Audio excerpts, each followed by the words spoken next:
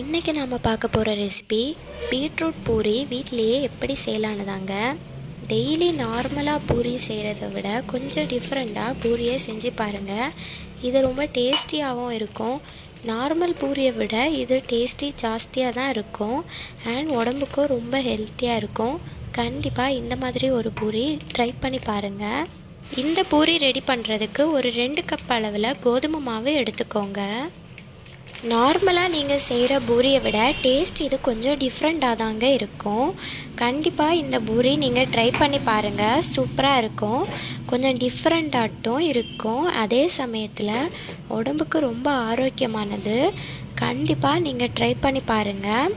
தேவையான அளவில் கொஞ்சமாக உப்பு சேர்த்துக்கோங்க.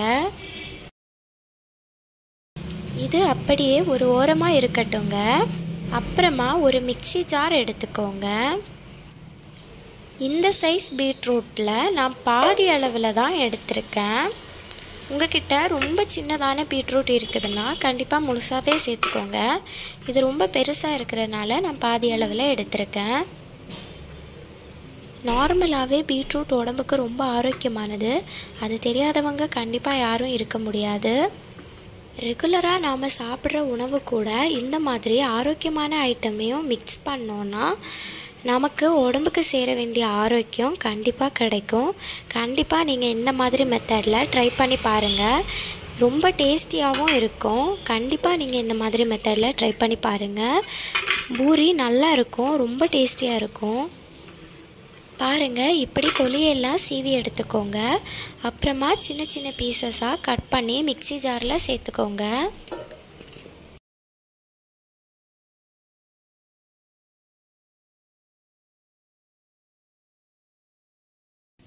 அப்புறமா அந்த சாறு இறங்குறதுக்காகவும் நல்லா ஃபைன் பேஸ்ட்டாக அரைகிறதுக்காகவும் கொஞ்சமாக தண்ணி சேர்த்துக்கோங்க.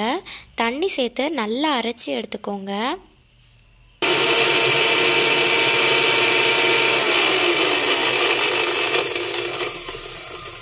அப்புறமா ஒரு பவுல் எடுத்துக்கோங்க சின்னதாக. அந்த பவுலில் நாம் அரைச்சி வச்சுருக்கிற பீட்ரூட் ஜூஸை நல்லா பிழிஞ்சு விட்டுக்கோங்க.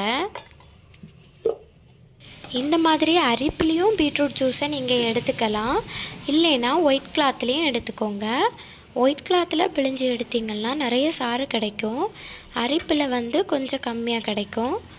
நான் அரிப்பில் எடுத்திருக்கேன். உங்கள்கிட்ட ஒயிட் கிளாத் இருந்துச்சுன்னா கண்டிப்பாக நீங்கள் அதிலேயே எடுத்துக்கோங்க. பீட்ரூட்லேருந்து ஜூஸ் எல்லாம் நல்லா இறங்குற மாதிரி நல்லா அழுத்தி அழுத்தி விட்டுக்கோங்க.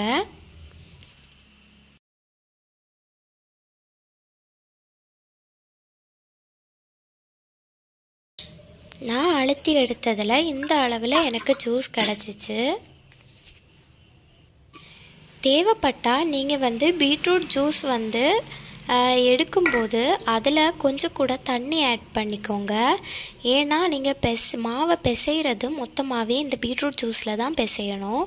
ஸோ கொஞ்சமாக தண்ணி ஆட் பண்ணிக்கிட்டிங்கன்னா பிசைகிறதுக்கு மொத்தமாகவே இது யூஸ்ஃபுல்லாக இருக்கும். இனி இந்த மாவை பூரி மாவு பதத்துக்கு நல்லா பிசைஞ்சு எடுத்துக்கோங்க.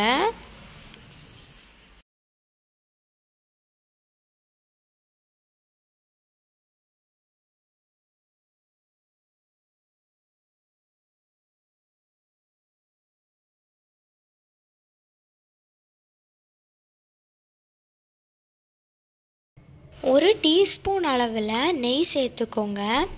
நெய் சேர்த்து நல்லா பிசைஞ்சு விட்டுக்கோங்க.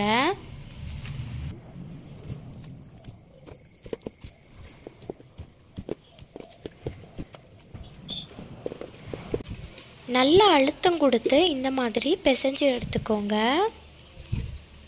அப்புறமா இந்த மாதிரி ஒரு பாத்திரத்தில் சின்ன சின்ன உருண்டைகளாக பிடிச்சு எடுத்துக்கோங்க.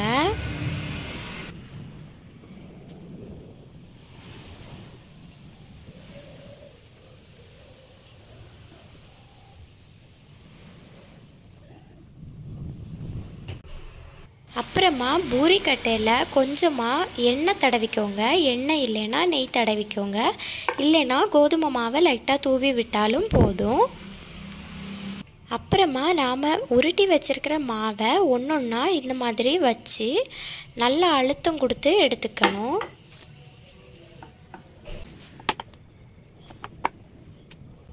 பாருங்கள், இந்த மாதிரி எடுத்துக்கோங்க. எல்லா உருண்டைகளையும் இந்த மாதிரி அழுத்தி அழுத்தி எடுத்து வச்சுக்கோங்க. அப்போது நாம் டக்கு டக்குன்னு எண்ணெயில் போட்டு பொரித்து எடுக்கிறதுக்கு கொஞ்சம் ஈஸியாக இருக்கும். எனக்கு சின்ன சின்ன ரவுண்ட்ஸாக வேணுங்கிறதுனால நான் ஒரு டப்பாவோட மூடியே யூஸ் பண்ணியிருக்கேன். உங்களுக்கு அப்படியே இருந்தால் போதும்னா அப்படியே நீங்கள் எண்ணெயில் போட்டு பொரித்து எடுத்துக்கலாம்.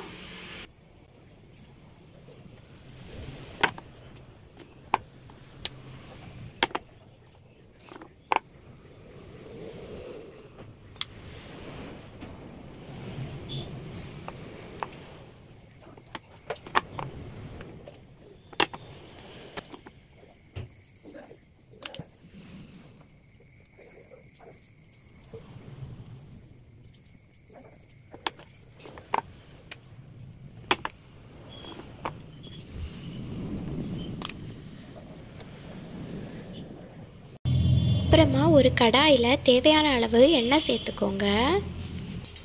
எண்ணெய் நல்லா சூடானதுக்கப்புறமா ஒரு பிஞ்ச் அளவில் உப்பு சேர்த்துக்கோங்க. அப்போது நாம் ரெடி பண்ணுற பூரியில் எண்ணெய் பிடிக்காமல் இருக்கும். அதுக்காக தான் ஒரு பிஞ்ச் அளவில் உப்பு சேர்த்துக்கிறோம்.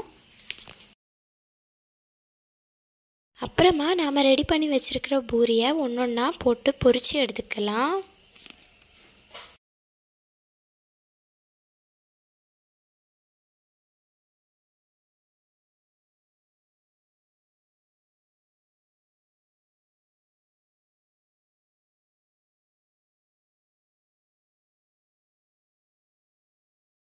பாருங்கள், ஹெல்த்தியான பூரி ரெடி ஆயிடுச்சு. பீட்ரூட் யூஸ் பண்ணி வீட்லேயே ரொம்ப ஹெல்த்தியாக இந்த மாதிரி பண்ணி சாப்பிட்டு பாருங்கள். ரொம்ப டேஸ்டியாட்டும் இருக்கும் அண்ட் ரொம்ப ஹெல்த்தியும் கூட. கண்டிப்பாக எல்லோரும் வீட்டில் இந்த மாதிரி ட்ரை பண்ணி பாருங்கள். ரொம்ப டேஸ்டியாகவும் இருக்கும், ரொம்ப ஹெல்த்தியாகவும் இருக்கும். கண்டிப்பாக எல்லோரும் வீட்டில் இந்த மாதிரி ஒரு ரெசிபி ட்ரை பண்ணி காலையில் சாப்பிட்டு பாருங்கள். இதுக்கு நார்மலாக நாம் சேர்க்குற உருளைக்கிழங்கு மசிச்சு சேர்ப்போம்ல, அதுவே ரொம்ப நல்லா இருக்கும். அதையே வச்சு இதுக்கு சாப்பிட்டுக்கலாம். ரொம்ப டேஸ்டியாக இருக்கும். இல்லைன்னா கடலை குருமா வச்சு சாப்பிட்டா கூட ரொம்ப டேஸ்டியாக இருக்கும். கண்டிப்பாக வீட்டில் எல்லோரும் ட்ரை பண்ணி பாருங்கள்.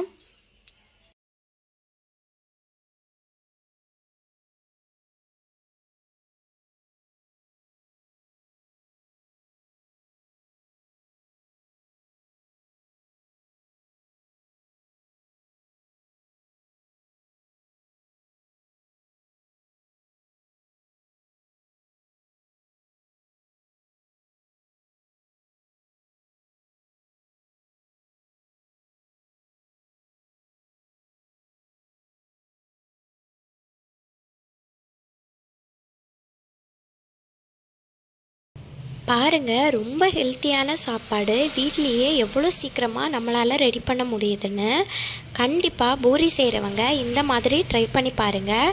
டேஸ்ட்டும் சூப்பராக இருக்கும் அண்ட் ஹெல்த்தியும் கூட. கண்டிப்பாக யாரும் மிஸ் பண்ணிடாதீங்க. எல்லோரும் இந்த மாதிரி ஒரு ரெசிபியை ட்ரை பண்ணி பாருங்கள்.